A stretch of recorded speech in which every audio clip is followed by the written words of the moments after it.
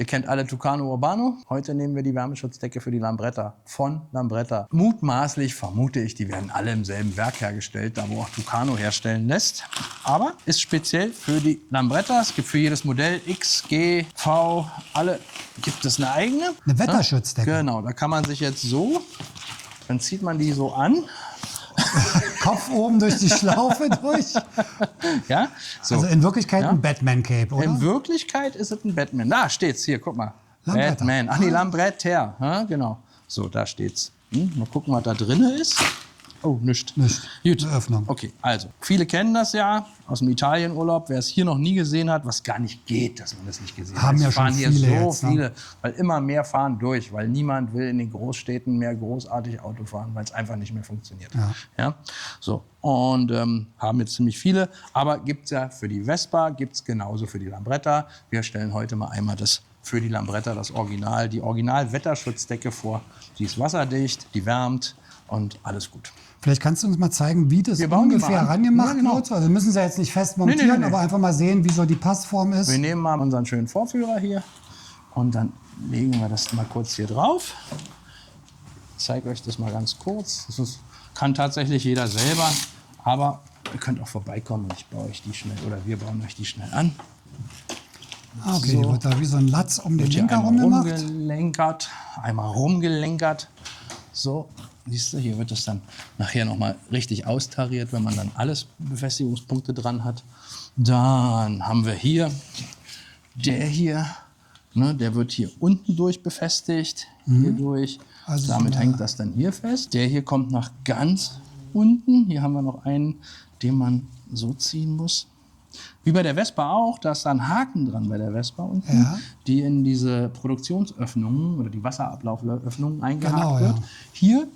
Hier unten im Rahmen ist eine Schraube. Warum die da ist, wissen wir nicht. Na, Aber für die dafür Decke. ist das gedacht. Genau, für die Okay. Decke. Achso, die wird dann da rangeschraubt. Einfach angeschraubt, ist schon Festgezogen. vorhanden, muss nicht dazu Punkt. gekauft werden, ja nichts. So.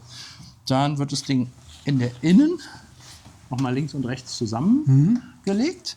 Hier kann man auch wie bei der anderen das öffnen für Motorabluft. die Motorabluft, wenn man dann, wie Wenn's heute zu bei warm 10 wird. Grad zum Beispiel, ja, ansonsten zulassen das Ganze und du hast eine Innenheizung. Ja, das müssen wir mal erklären jetzt. Das wissen vielleicht viele nicht. Ist bei Vespa ja genauso.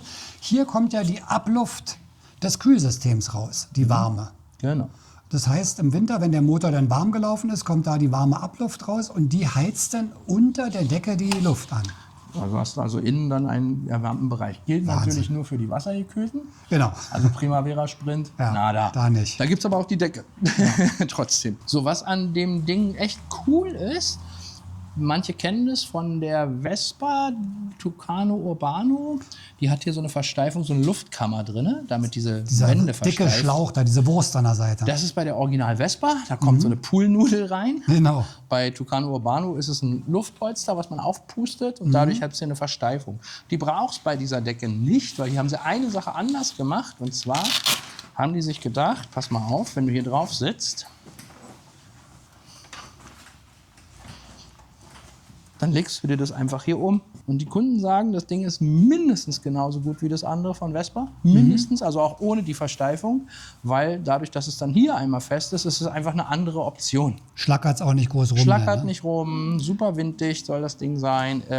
Alles cool. Und hier hast du dann, guck mal, da war ja vorhin die Das ist Longs dann und dann für kommst du auf dein an der Handschuhfach ran. und Schlüssel. Ne? Tschandaradan. Das Ding ist wasserdicht, winddicht, also so kommt man Das ganz kann man, hier kann bequem man das durch noch den so ein Winter. bisschen raffen irgendwie dann. Genau, hier kommt man, so kann man, wenn man das zusammenrollt, das kann man dann auch im Frühjahr. Man sieht es tatsächlich in den südlichen Ländern, Italien, Spanien, Frankreich sieht man das häufig, dass die ganzjährig diese Dinger dran haben. Nur im Sommer benutzt natürlich keiner, aber dann haben die das zusammengerollt hier vorne, damit sie es nicht wieder anbauen Das ist müssen. immer witzig. Die fahren Was da immer ich- mit Scheibe und so einem Dingern genau. ganz oft. Also ne? ich würde es abbauen. Das ist in 10 Minuten an- und abgebaut.